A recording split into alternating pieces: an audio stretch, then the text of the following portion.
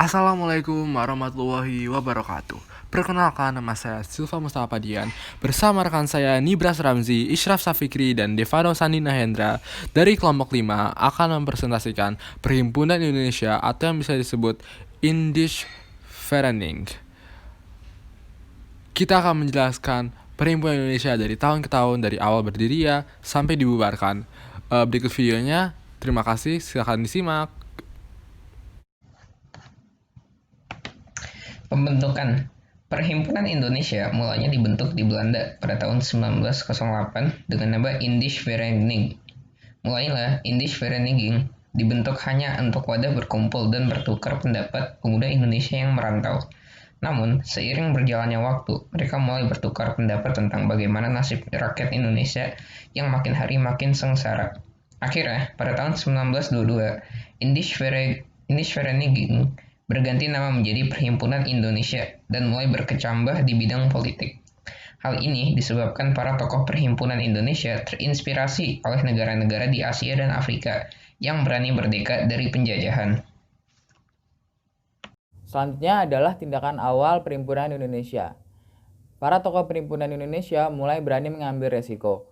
Tanpa menutup lagi, mereka menyatakan bahwa tujuan diberdirikannya Perhimpunan Indonesia ini adalah untuk menghasilkan pemerintahan yang berjalan hanya untuk Indonesia semata. Mereka bergerak dengan 3 asas berikut. 1. Indonesia menentukan nasib tanpa campur tangan pihak lain. 2. Indonesia akan bersatu untuk mencapai kemerdekaan dari penjajahan Belanda. 3. Indonesia akan belajar secara mandiri untuk mencapai persatuan yang digunakan sebagai alat melawan kolonialisme Belanda. Usaha. Dalam rangka memperingati Hari Ulang Tahun Perhimpunan Indonesia yang ke-15 tahun 1924, mereka menerbitkan buku peringatan yang berjudul Gedeng Boek. Buku ini berisi 13 artikel yang ditulis oleh para anggota Perhimpunan Indonesia. Buku ini ternyata mengguncangkan dan menghebohkan pemerintahan Hindia Belanda.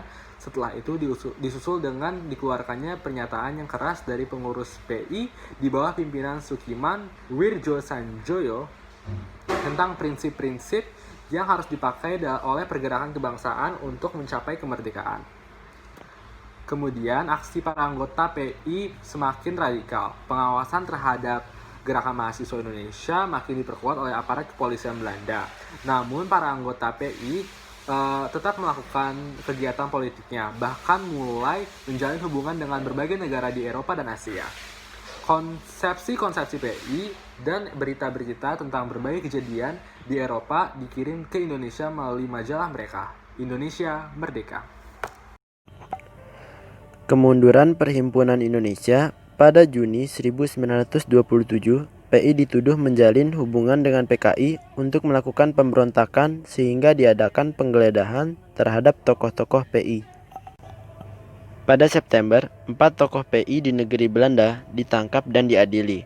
Mereka adalah Muhammad Hatta, Natsir Datuk Pamuncak, Ali Sastromijoyo, dan Abdul Majid Joyo Diningrat. Mereka ditahan sampai tanggal 8 Maret 1928. Namun, dalam pengadilan tanggal 22 Maret 1928 di Den Haag, mereka dibebaskan dari tuduhan karena tidak terbukti bersalah. Di masa krisis dunia tahun 1930, Perhimpunan Indonesia mengalami kemunduran dan makin lama makin tidak terdengar lagi. Hal ini disebabkan terutama oleh banyaknya tokoh Perhimpunan Indonesia yang kembali ke Indonesia. Sejak tahun 1930 juga, majalah Indonesia Merdeka dilarang masuk ke Indonesia. Baik, kurang lebihnya itu saya dari kami. Mohon maaf bila ada kesalahan kata. Terima kasih telah menyaksikan. Kami akhiri dengan wassalamualaikum warahmatullahi wabarakatuh. Sampai jumpa.